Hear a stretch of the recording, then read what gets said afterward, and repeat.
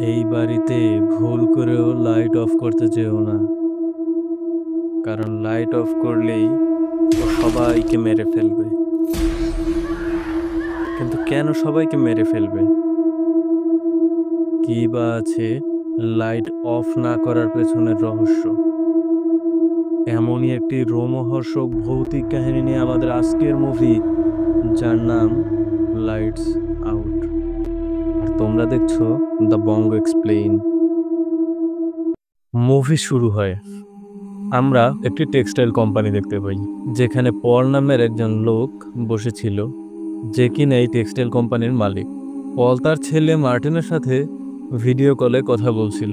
Martin তাকে জানায় যে তার মা, যার নাম সোফিয়া, তার শরীর খুব একটা ভালো নয়। সে নিয়মিত ওষুধ খাচ্ছে না এবং সে একাই কার সাথে যেন বকবক করে। তো এইসব কথা শোনার পর পল তাকে আশ্বস্ত করে বলে যে সব কিছু ঠিক হয়ে যাবে। এরপর আমরা পলের অ্যাসিস্ট্যান্টকে দেখতে পাই। পলের অ্যাসিস্ট্যান্ট পলের কাছে এসে বলে যে অফিসের সবাই কাজ শেষ করে চলে গেছে। তো পল তাকেও চলে যেতে বলে। তো অফিসের অ্যাসিস্ট্যান্ট চলে যাওয়ার আগে স্টোর রুম চেক করতে যায় এবং সে স্টোর রুমে যাওয়ার পর দেখতে পায় যে রুমের লাইট অফ করার সাথে সাথে কোনো একটা ছায়ামূর্তি দাঁড়িয়ে আছে এবং লাইট অন করলে সেই ছায়ামূর্তিকে দেখা যায় না।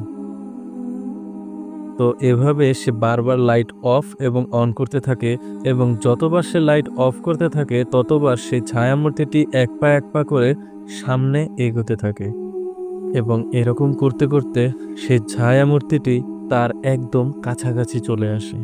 সে ভীষণ ভয় পেয়ে যায় এবং দৌড়ে পলের কাছে চলে যায় এবং সে পলকে সবকিছু জানায়, কিন্তু পল তার কথায় কোনো গুরুত্ব দেয় না।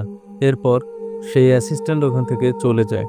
পল যখন সেখান থেকে বেরিয়ে যাচ্ছিল, ঠিক তখন সেই স্টোর রুমের ছায়ামূর্তিটাকে পল বসে থাকতে দেখে সে প্রথমে ভেবেছিল হয়তো তার অফিসের কোনো এমপ্লয়ি হবে, কিন্তু ছায়ামূর্তিটি বসা থেকে যখন দাঁড়ায় তখন পল বুঝতে পারে যে এটা আসলে কোনো মানুষ নয়, বরং অন্য কিছু। এমন সময় সেই অদ্ভুত ছায়ামূর্তিটি পলের দিকে এগিয়ে আসে এবং পলের উপরে হামলা করে দেয়, পলকে মেরে ফেলে। তো এখান থেকে সিন শিফট হয়, আমরা মার্টিনেসকে দেখতে পাই, যে ঠিকঠাক মতো রাতে ঘুমোতে পারে না। সে যখন ঘুমাতে যায় তখন সে বাইরে কিছু একটা শব্দ পায় এবং সে সেই শব্দ ফলো করতে করতে তার রুম থেকে বেরিয়ে তার মায়ের রুমে যায় এবং তার মায়ের রুমে গিয়ে দেখতে পায় তার মা অন্ধকার একটি রুমের সামনে দাঁড়িয়ে একা একাই বকবক করছিল। তার মা মার্টিনকে দেখে তাকে তার ঘরে চলে যেতে বলে, কিন্তু মার্টিন যখন তার ঘরের দিকে যাচ্ছিল ঠিক তখন সে তার মায়ের পেছনে একটি ছায়ামূর্তি দেখতে পায়। ছায়ামূর্তিটি মার্টিনের দিকে ভয়ানকভাবে তাকিয়েছিল। মার্টিন ভীষণ ভয় পায় এবং দৌড়ে নিজের রুমে চলে আসে। কিছুদিন পরে মার্টিনের স্কুল থেকে সোফিয়াকে ফোন করা হয়, কিন্তু সোফিয়াকে ফোনে পাওয়া যায় না। তাই মার্টিনের সৎ বোন রেবেকাকে ফোন করা হয়। আসলে রেবেকা হচ্ছে মার্টিনের সৎ বোন। সে মার্টিনদের সাথে থাকে না, সে আলাদা একটা অ্যাপার্টমেন্ট ভাড়া নিয়ে সেখানে থাকে। তো স্কুল থেকে রেবেকাকে ফোন করে স্কুলে ডাকা হয়। রেবেকা স্কুলে আসে। তখন মার্টিনের স্কুল থেকে জানানো হয় যে মার্টিন ক্লাসে প্রায় ঘুমিয়ে থাকে এবং এই নিয়ে সে এই সপ্তাহে 3 দিন ক্লাসে ঘুমিয়েছিল। রেবেকা মার্টিনের সঙ্গে দেখা করে এবং তাকে নিয়ে বাড়িতে চলে আসে, কিন্তু মার্টিন তার কাছে বারবার রিকোয়েস্ট করতে থাকে যে মার্টিন রেবেকার সাথে থাকতে চায়। সে বাড়িতে বসে ঘুমাতে পারছে না। আসলে সে তার মায়ের কাছে ওই ছায়ামূর্তিটি দেখার পর থেকে রাতে একদণ্ড ঘুমাতে পারে না। তো রেবেকা মার্টিনের কাছ থেকে জানতে পারে যে সোফি প্রায় ডায়না নামের একটি মেয়ের সঙ্গে কথা বলে। তবে ডায়না নাম শোনা মাত্রই রেবেকা কিছুটা আশ্চর্য হয়। এরপর তারা বাড়িতে প্রবেশ করে আর রেবেকা সেখানে দেখে যে সোফিয়া গোটা বাড়িটাকে অন্ধকার করে রেখেছে। রেবেকা জানতে পারে যে সোফিয়া তার ঔষধ ঠিকঠাকভাবে খাচ্ছে না। তখন মার্টিন ঠিক করে যে সে তার বোন রেবেকার সাথেই থাকবে যতদিন না সোফিয়ার মেন্টাল কন্ডিশন ঠিক না হয়। তারপর রেবেকা মার্টিনকে নিয়ে সেখান থেকে চলে আসে। দেখা যায় ওই রাতেই রেবেকার ঘুম ভেঙে যায়। সে অদ্ভুত একটা আওয়াজ শুনতে পায়। রেবেকা অন্ধকারে দরজার কাছে কাউকে মেঝেতে বসে স্কেচ করতে দেখে। প্রথমে সে ভাবে হয়তো মার্টিন সেখানে বসে আছে, কিন্তু তখনই বাইরে থেকে আসা নিউ লাইট, যেটা বারবার অন অফ হচ্ছিল, সেই আলো আসা মাত্রই সেই ছায়ামূর্তিটি গায়েব হয়ে যায়। আর সেটি দেখে রেবেকা অবাক হয়ে যায়। কিন্তু বাইরের সেই লাইটটি অফ হওয়ার সাথে সাথেই সেই ছায়ামূর্তিটি রেবেকার উপরে হামলা করে। কিন্তু রেবেকা কোনোভাবে তার ঘরের লাইটটা অন করে দেয়, ফলে সে এবারের মতো বেঁচে যায়। এর পরের দিন কোর্ট থেকে লোক আসে রেবেকার বাড়িতে, কারণ সোফিয়া তার কাছে নালিশ করেছে যে তার ছেলেকে রেবেকা নিজের কাছে রেখেছে। তো কোর্টের লোকটি মার্টিনকে নিয়ে চলে যাওয়ার পর রেবেকা মেঝেতে সেই স্কেচটার দিকে লক্ষ্য করে, যেটা আগের রাতে ওই ছায়ামূর্তিটি তৈরি করছিল। সে দেখে সেখানে একটা নাম লেখা রয়েছে, আর সেই নামটি হচ্ছে ডায়না। আর এটা দেখার পরেই তার অতীতের কথা মনে পড়ে যায়। আসলে রেবেকা যখন ছোট ছিল তখন সেই ছায়ামূর্তিটি তাকেও বিরক্ত করত, যার নাম ডায়না। রেবেকা বুঝতে পারে যে ডায়না সত্যি আবার ফিরে এসেছে, আর মার্টিন এবার খুব বিপদে আছে। তাই ডায়না তার বয়ফ্রেন্ড ব্রেডকে সঙ্গে করে সোফিয়ার বাড়িতে চলে আসে। কিন্তু সোফিয়া বা মার্টিন কেউই বাড়িতে ছিল না।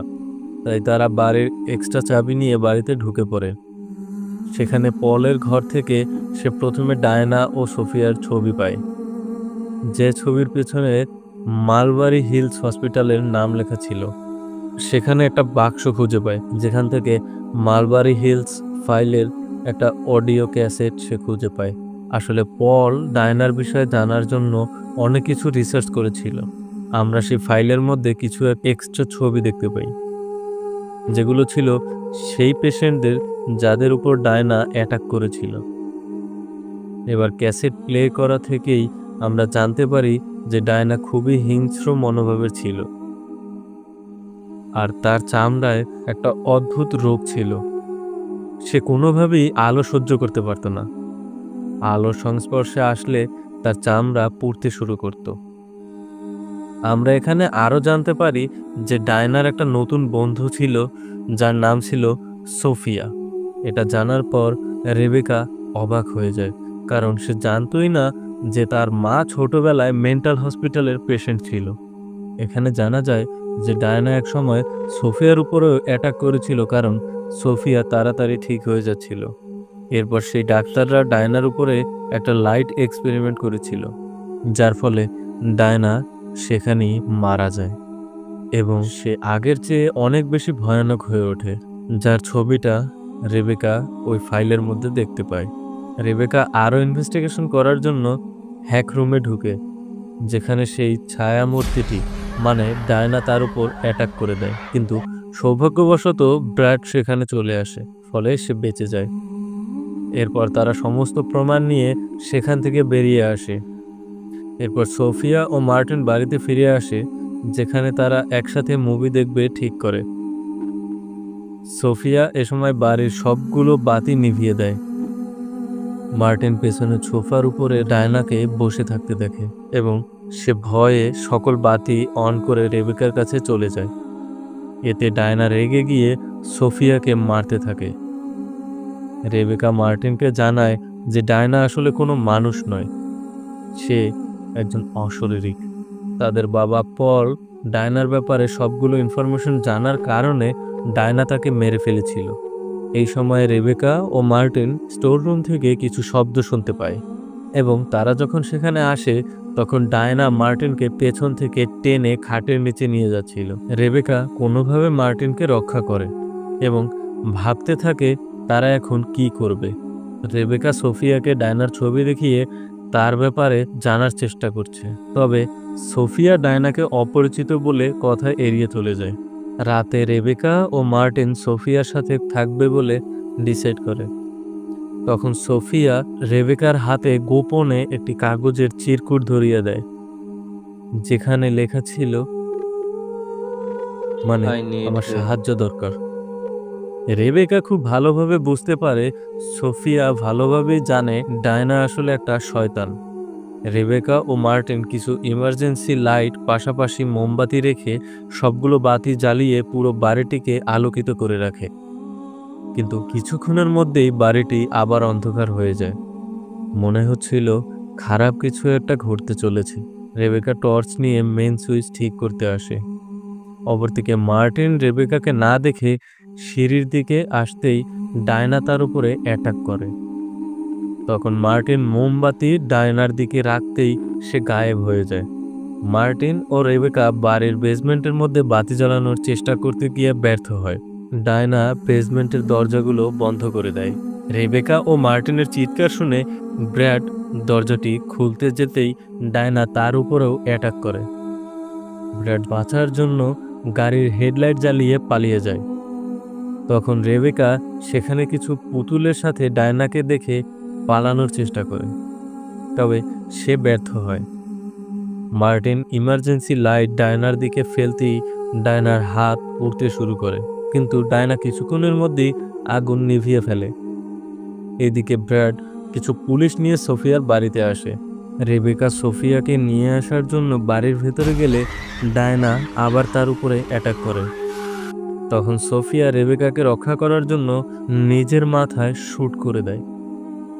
এতে সোফিয়ার মৃত্যুর সাথে সাথে ডায়নার অস্তিত্ব শেষ হয়ে যায়। এখানে আমরা জানতে পারি যে সোফিয়া ছিল ডায়নার অস্তিত্ব টিকে থাকার একটি মাধ্যম, এবং এখানেই মুভিটি শেষ হয়ে যায়। তো কেমন লাগলো আজকের ভিডিও অবশ্যই কমেন্ট করে জানাবে। ভিডিওটি ভালো লাগলে একটা লাইক করে দিও, আর চ্যানেলে নতুন হলে সাবস্ক্রাইব করে দিও। আল্লাহ হাফেজ।